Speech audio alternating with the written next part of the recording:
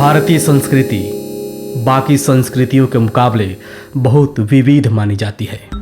हमारे देश में अनेकों मंदिर हैं और बहुत से भगवानों को पूजा भी जाता है। उन्हीं में से कई मंदिर ऐसे भी हैं जो बहुत ही रहस्यमयी और अद्भुत हैं। उनके अद्भुत होने के कारण विदेशियों की सदा उन पर नज़र बनी रही है और बहुत बार ऐसे मंदिरों को आक्रमण कर लूटा जा चुका है। ऐसा ही एक मंदिर है सोमनाथ मंदिर। इसका निर्माण किसने किया और यह कब बनाया गया, इसकी सटीक जानकारी आज तक किसी के पास नहीं है। यह एक ऐसा मंदिर है जिसे मुगलों ने कई बार लूटा। कई विदेशी ताकतों ने जबरन इस मंदिर को जड़ से उखाड़ फेंकने की नाकाम कोशिश की और इस मंदिर का अस्तित्व मिटाने में जुट गए। परंतु इस मंदिर की एक खास बात यह भी है कि इतनी बार ध्वस्त होने के बाद भी यह आज भी दमकता हुआ खड़ा है, क्योंकि जितनी बार इस मंदिर को नष्ट करने के लिए दुष्ट पैदा हुए, उतनी ही बार इस मंदिर के पुनः निर्माण के लिए पुण्य आत्माओं का जन्म हुआ। इतिहास पर नजर डाली जाए तो यह मंदिर 17 बार तोड़ा गया है।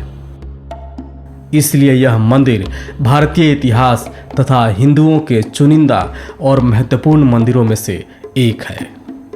यह मंदिर हिंदू धर्म के उत्थान और पतन के इतिहास का प्रतीक रहा है, क्योंकि अत्यंत वैभवशाली होने के कारण इतिहास में कई बार इसे मुगलों द्वारा तोड़ा गया और फिर पुनर्निर्मित किया गया।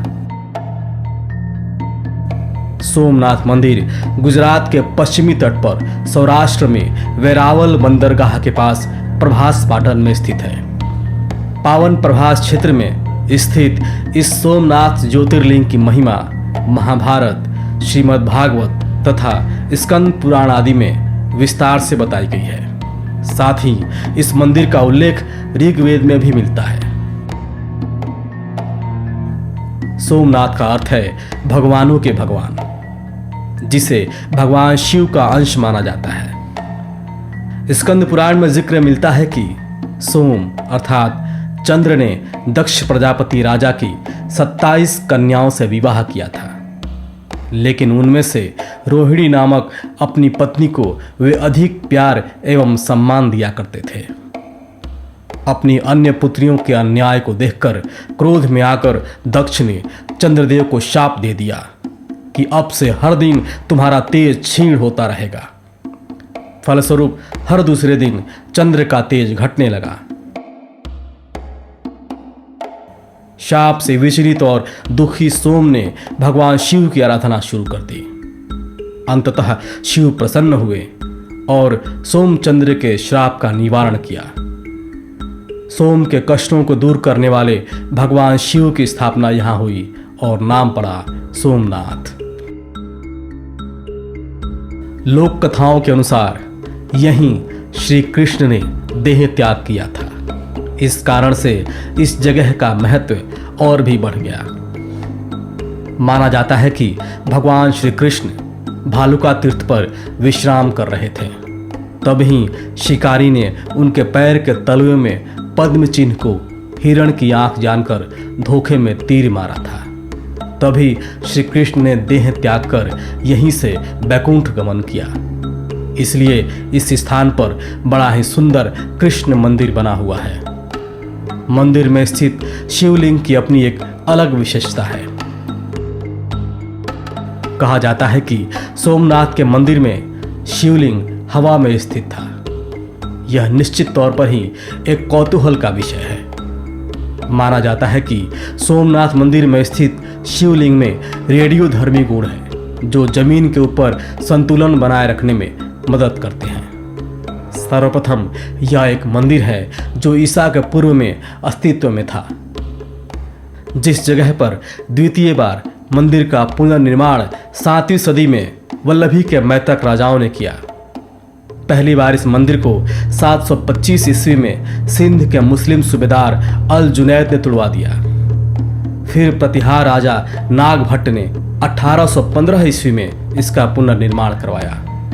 इसके बाद अरब यात्री अल बरूनी ने अपने यात्रा वृतांत में इसका विवरण लिखा, जिससे महमूद गजनवी बहुत प्रभावित हुआ। महमूद गजनवी ने इसके बाद साल 1026 में अपने लगभग 5000 साथियों के साथ सोमनाथ मंदिर पर हमला कर दिया।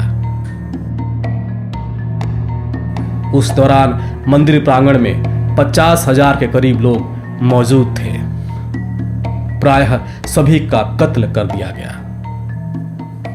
यह इतना बड़ा हादसा था कि पूरे संसार में इसके बाद इस मंदिर की चर्चा होने लगी। महमूद गजनवी ने पूरे मंदिर की संपत्ति भी लूटी।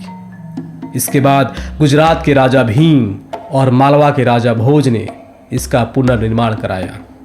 हालांकि गजनवी से पहले भी इस मंदिर को ध्वस्त करने की कोशिश की गई, परंतु सबसे ज्यादा क्षति इस मंदिर को गजनवी के हमले ने पहुंचाई। साल 1297 में जब दिल्ली सल्तनत ने गुजरात पर कब्जा किया तो इसे फिर गिराया गया। मुगल बादशाह औरंगजेब ने भी इसे पुनः 1706 ईस्वी में गिरा दिया। इस मंदिर को ऐसे ही बहुत से मुगलों द्वारा बार बार गिराया जाता रहा और इसका बार बार पुनर्निर्माण होता रहा। इस समय सोमनाथ मंदिर जिस रूप में खड़ा है उसे भारत के गृह मंत्री सरदार वल्लभ भाई पटेल ने स्वतंत्रता के बाद बनवाया था और 1 दिसंबर 1995 को भारत के राष्ट्रपति शंकर दयाल शर्मा ने इसे राष्ट्र को समर्पित किया था। इस मंदिर का बार बार खंडन और जीर्णोद्धार होता रहा, पर शिवलिंग यथावत रहा। बस एक बार जब महमूद गजनवी ने जो शिवलिंग खंडित किया, मौजूदा शिवलिंग वही है। इसके बाद प्रतिष्ठित किए गए शिवलिंग को सन 1300 में अलाउद्दीन की सेना ने खंडित किया। सेनापति नुसरत खान ने गुजरात पर हमला किया तो उसने सोमनाथ मंदिर को तोड़ दिया था। हिंदू राजाओं ने फिर से इस मंदिर का निर्माण कराया, परंतु सन 1395 में गुजरात के सुल्तान मुजफ्फर शाह ने मंदिर को फिर से तुड़वाकर सारा चढ़ावा लूट लिया। इसके बाद 1412 ईस्वी में उसके पुत्र अहमद शाह ने भी यही किया। बताया जाता है कि आगरा किले में रखे देवद्वार सोमनाथ मंदिर के ही हैं। महमूद गजनवी सन 1026 में लूटपाट के दौरान इन द्वारों को अपने साथ ले गया था। सोमनाथ मंदिर के मूल मंदिर स्थल पर मंदिर ट्रस्ट द्वारा निर्मित नवीन मंदिर स्थापित है। राजा कुमार पाल द्वारा इसी स्थान पर अंतिम मंदिर बनवाया गया था। सौराष्ट्र के मुख्यमंत्री उछंग राय नवल शंकर ढेबर ने 19 अप्रैल 1940 को यहाँ उत्खनन कराया था। इसके बाद भारतीय पुरातत्व विभाग ने उत्खनन द्वारा प्राप्त ब्रह्मशिला पर शिव का ज्योतिर्लिंग स्थापित किया है। साथ ही मंदिर के दक्षिण में एक खंभा है, उसके ऊपर एक तीर रखकर यह संकेत दिया गया है कि सोमनाथ मंदिर और दक्षिण ध्रुव के बीच में पृथ्वी का कोई भूभाग नहीं है। इस स्तंभ को वाण स्तंभ कहा जाता है। साथ ही मंदिर के पृष्ठभाग में स्थित प्राचीन मंदिर के विषय में मान्यता है कि यह पार्वती जी का मंदिर है। यह मंदिर पितृगणों के श्राद्ध, नारायण बलि आदि कर्मों के लिए भी प्रसिद्ध है। चैत्र, भाद्र, कार्तिक माह में यहाँ श्राद्ध करने का विशेष महत्व बताया गया है। साथ ही यहाँ 3 नदियों हिरण, कपिला और सरस्वती का महासंगम होता है। इस त्रिवेणी स्थान का विशेष महत्व है। नवीन सोमनाथ मंदिर 1962 में पूर्ण निर्मित हो गया।